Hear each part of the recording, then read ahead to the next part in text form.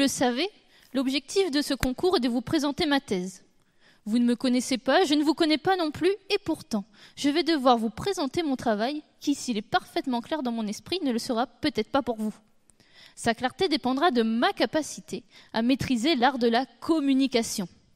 Et comme le dit si bien Bernard Werber, entre ce que je pense, ce que je veux dire, ce que je crois dire, ce que je dis, ce que vous voulez entendre, ce que vous entendez, ce que vous croyez en comprendre, ce que vous voulez comprendre et ce que vous comprenez, il y a au moins 9 possibilités de ne pas se comprendre.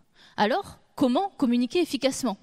C'est ce que j'ai cherché à comprendre à travers l'analyse des interactions entraîneur-athlète dans un contexte de sport de haut niveau. Plus précisément, comment un entraîneur et un athlète communiquent pendant la séance d'entraînement pour être performants. Pour ce faire, je suis allée, caméra sur l'épaule, filmer des séances d'entraînement. À la suite de ces séances, je me suis entretenue avec l'entraîneur puis l'athlète dans le but d'évaluer leur interaction, c'est-à-dire de savoir s'ils accordaient ou non les mêmes significations aux expériences vécues à l'entraînement.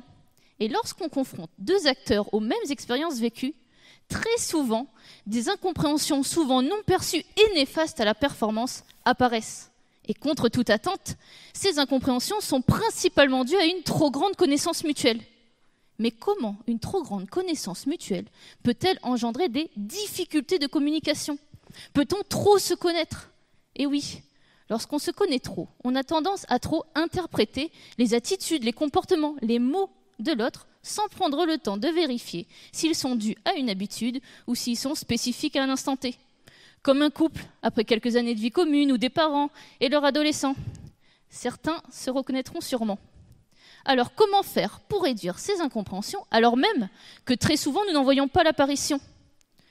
Pour aider ces entraîneurs et ces athlètes, je me suis placée en tant que médiatrice entre eux, en permettant à l'entraîneur de prendre conscience de ces incompréhensions.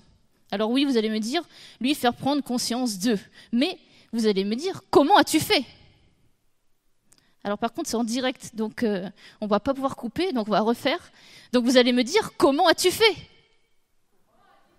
Eh bien, j'ai tout simplement donné à l'entraîneur les propos émis par l'athlète lors de son entretien. Bon, malheureusement, ce n'est pas si simple. Les résultats ont montré qu'il existe chez les entraîneurs experts une certaine réticence au changement. Et oui, plus on apprend, plus on étudie, plus on expérimente, plus on vit, moins nous sommes malléables et plus nous avons tendance à nous rattacher à nos savoirs, à nos conceptions, à nos certitudes. Alors, morale de l'histoire, restons ouverts, sortons de notre zone de confort et surtout, méfions-nous des habitudes.